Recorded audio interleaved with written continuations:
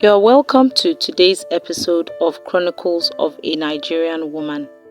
My name is Fagbeja, and today I'll be reading Toju's story. When I was dating my husband, we had issues several times about him cheating on me.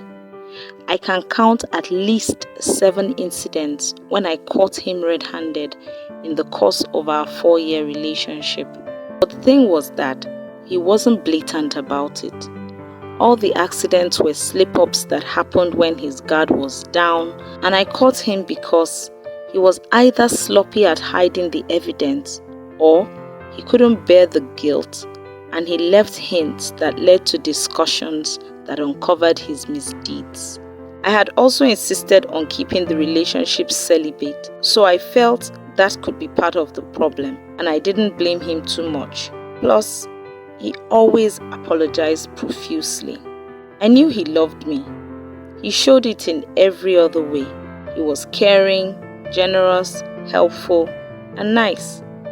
In my opinion, you can't get it 100% in one person. So, I decided to stay with him. Moreover, I believed that he would eventually outgrow it. Anyway, we moved forward with our relationship 6 years ago and got married. I had 2 children in quick successions within 2.5 years of being married. I ran my own business as a baker, so having kids did not disrupt my work too much. I simply took only the amount of work I could handle. My marriage, however, was something else. Emmanuel, my husband, got worse by the day, especially after I had the kids. It was as though he couldn't even be bothered anymore. His work took him out of town more often, so he got more opportunities to cheat, and he was more and more carefree about it when I found out. He kept saying that change would take time and that I needed to be patient and stop nagging him if I really wanted to get results.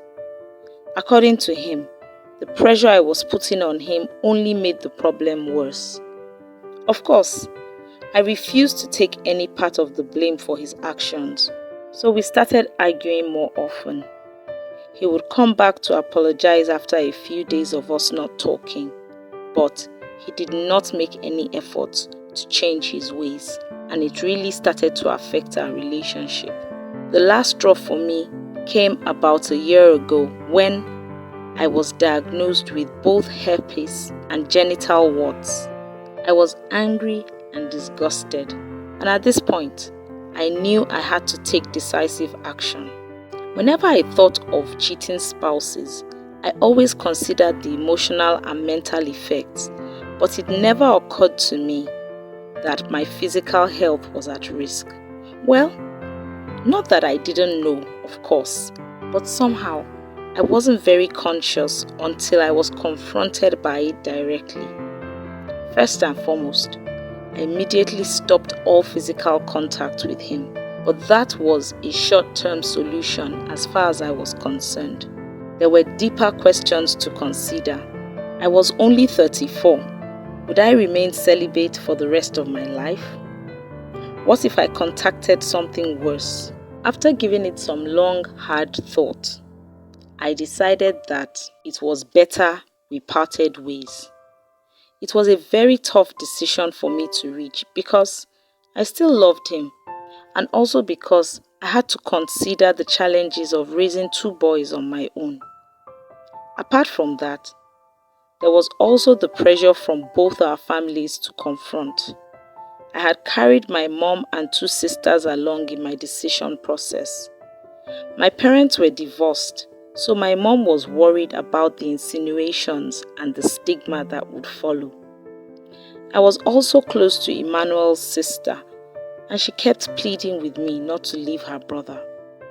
When I finally made my decision known officially, Emmanuel's mom also expressed her opinion. She felt that cheating was not enough reason for me to leave my marriage because, in her words, all men do it. Emmanuel, on his part, had accepted his fate.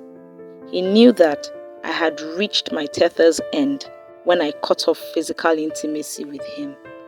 And he also knew how resolute I could be when I made up my mind on something. And that's how I moved on 4 months ago. I feel angry with myself sometimes because my troubles were self-inflicted. I knew Emmanuel's behavior from the beginning of our relationship.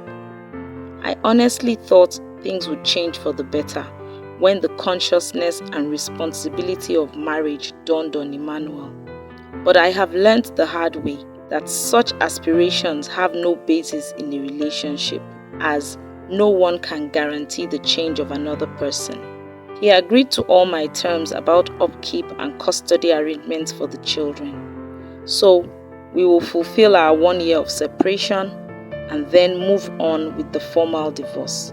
I am not angry or bitter at him, but I certainly am not ready to risk my life for the sake of staying married. What are your thoughts about Toju and Emmanuel's story? Please share in the comments below. Remember to subscribe to my channel and to turn on the notification bell so you don't miss any of my videos.